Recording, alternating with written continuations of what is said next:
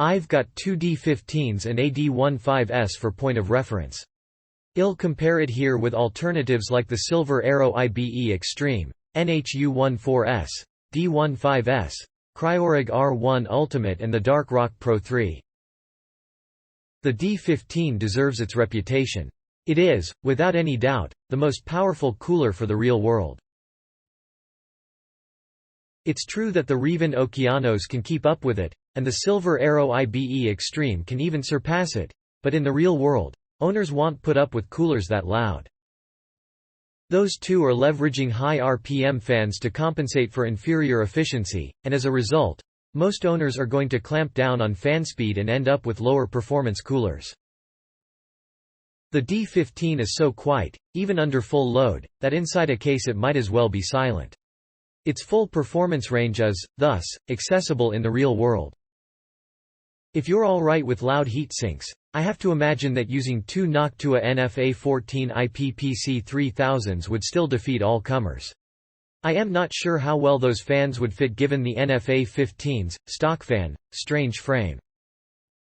In my view, the Okeanos and Silver Arrow don't offer serious competition for this because of the way they achieve their performance.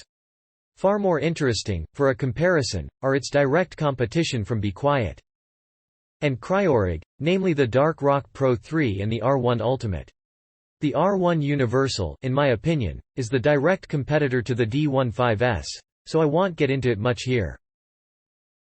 The Dark Rock Pro 3, while it is measurably quieter, is simply not in the same league of performance as the D15. On top of this, it's harder to install, and in practical terms, both are virtually silent anyway. The DRP3 has more in common with the outgoing D14 anyway, with its dissimilar front and middle fans for memory clearance. The R1 Ultimate poses a much bigger challenge for the D15. It is ever so slightly behind the D15, and a little louder, but in some ways it's more, and in some ways it's less, compatible.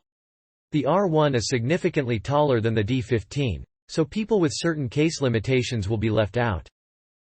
However, it's also narrower than the D15, meaning not only is it more friendly to the neighboring PCIe slot, it's also easier to reach down and unlock the GPU from the motherboard. Furthermore, it overhangs the memory less, although due to the way the fans are mounted, it may still have less clearance than the D15. Perhaps the R1 Ultimate's biggest weakness, relative to the D15, is the fans. The XF140s do look great and are actually quite good fans, but they're still using modified sleeve bearings that will negatively impact noise and longevity, as well as severely limit orientation, not a problem for most builds.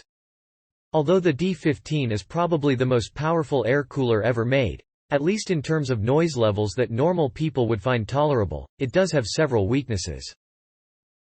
The first is its extreme width, which I've already discussed. On some of my more poorly spaced motherboards, like my new Crosshair V Hero, I actually have to remove the middle fan to reach the GPU lock. The other is, I am sad to say, quality control. I've had many Noctuas before and never found an appreciable scratch. But I've had two D15s and a D15S and all three have had minor blemishes. Click link in description for more reviews.